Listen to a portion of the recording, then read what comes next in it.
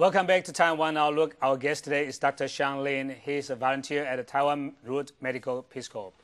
Sean, we've been talking about your experiences and your organization experience of conducting medical services in other countries. And I assume that you also have sort of a working relationship with other similar groups. Tell us more about it. Okay. Yeah. Well, as time goes by, we get the chance to able to make friends with the people from abroad. We have official relationship with PWJ from Japan. It's the collaboration is being very healthy and nice. And we also have a connection with Congo, INGO, the Conference of Non-Government Organization, consultative relationship with the UN.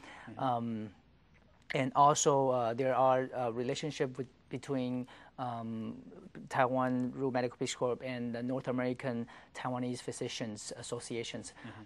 Yes, it's always nice to know we have a lot of friends from different countries and carry on the similar activities and doing and sometimes helping each other. Yeah. And do you also work with the international organizations in providing service to those countries and people in need? Right. For example, this time we visit Panama and Honduras. We are able to have a work together with the North American Taiwanese Association. We have 2 and 3 days of missions carrying on in Panama. The experience is quite nice, and we are able to learn from their association how they carry on their activities and. Yeah, it's quite interesting. And then there are also some activity with PWJ. I believe was with Pakistan, and in terms of helping, we were able to raise up the rice, and then due to their experience, they help us to carry the rice to the countries and to distribute it. So it's always nice to work with friends. Yeah, as we know that your organization is a humanitarian organization, but in some cases when you conduct humanitarian assistance to those countries, there are also politics involved, including, for instance, in Pakistan, in other countries as well.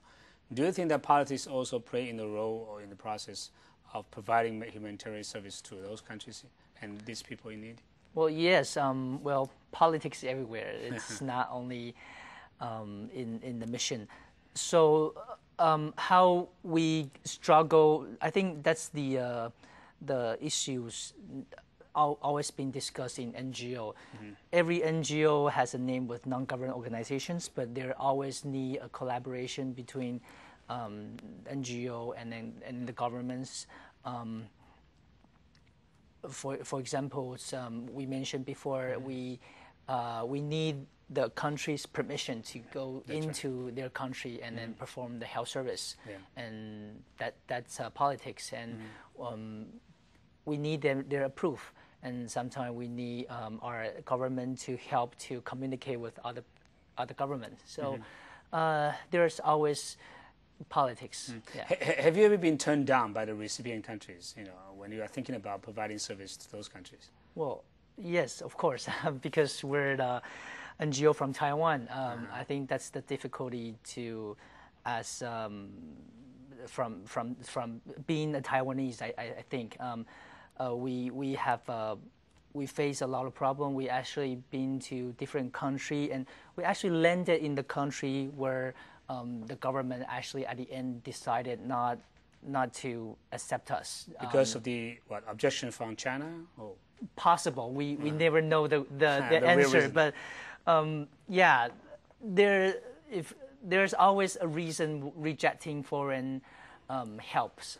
Maybe the pride, maybe there's different, but it's not our interest to discover why they reject us. We just say, hello, we want to come, but if you reject us, okay, it's okay, thank you. So it's up to the local government to decide whether they want to receive assistance from other countries.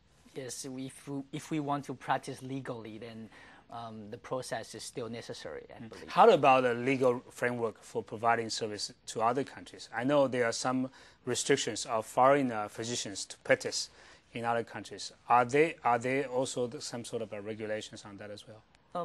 That really depends on the laws in different countries.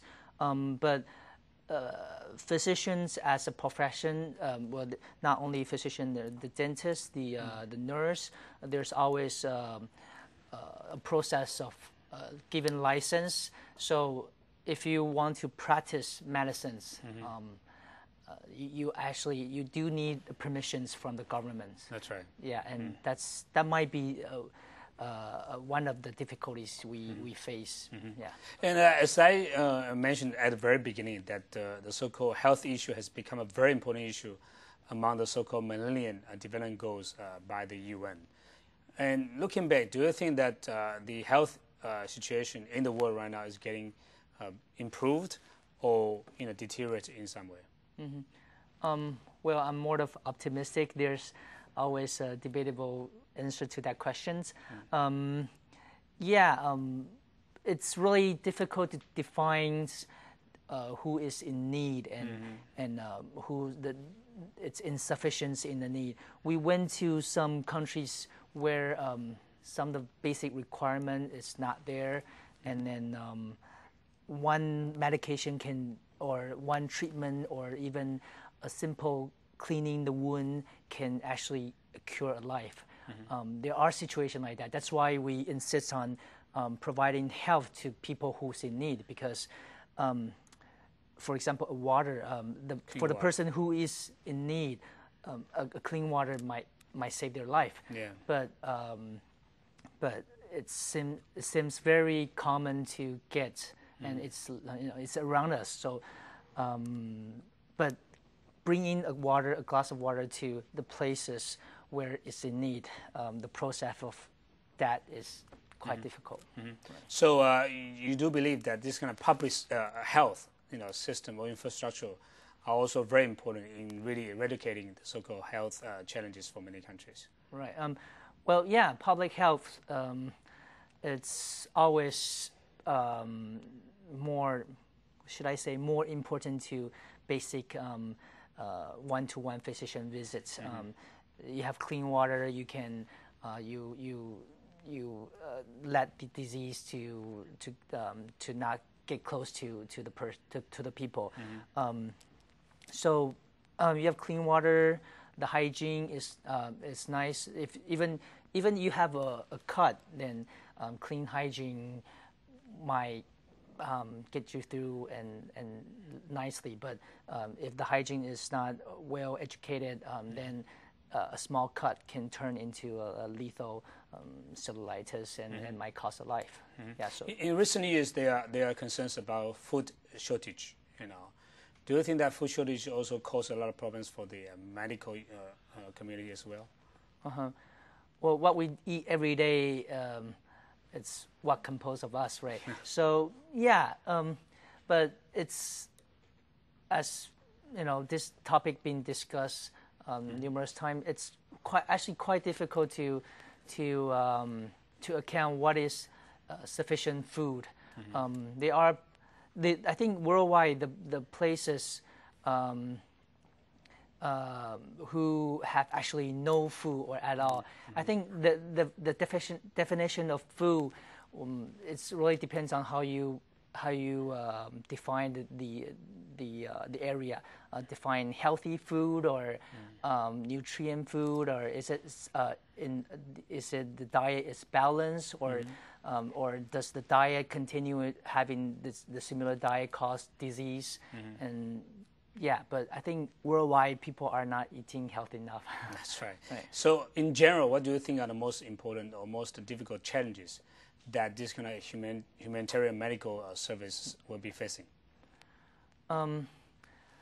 The difficult is always there.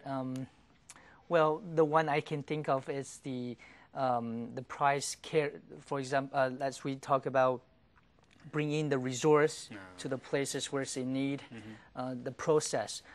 For now, the oil price is going up, so the price bringing from the location where there is resources to the place where it's in need, the price will go up. So in other words, oil crisis now is not just an economic problem, but also a humanitarian crisis as well. Right. I think a lot of NGO will definitely say yes to that question. Will that affect your operation abroad, your missions abroad so far? Yeah. For example, our price per each mission was within the range was affordable. But now, for example, this trip to Panama, as the oil price increased, the airplane tickets increases too, and then and also the transportations carry on carry from capital to the rural area. We need the vehicles to take the resources, the human resources, the medical supplies from the capital to the rural area. So I think the burdens is there. So in response, you may have to cut down your size of mission or even the frequency of the mission, right? You try not to, We don't know how tomorrow will be, but I think we're just gonna do our best. And as we mentioned beginning, it's a platform, so it's not up to one idea or one person to decide whether the mission can carry. I think it's up to every single volunteer who participate in this. Do they think it's worth it? And do they think they learn something from the experience? Do they think they actually helping others? I think it's up to every single volunteer. That's right. Every single volunteer is the key to the success of this kind of operation or mission abroad. So far we have discussed the Taiwanroot as an organization, or the this kind of in general the medical services to other countries. When we come back, we will talk about you as an individual volunteers. How do you participate in this process, and what are the rewards, rewarding part of this medical service or volunteers medical service abroad? So stay with us. We'll be back after this message.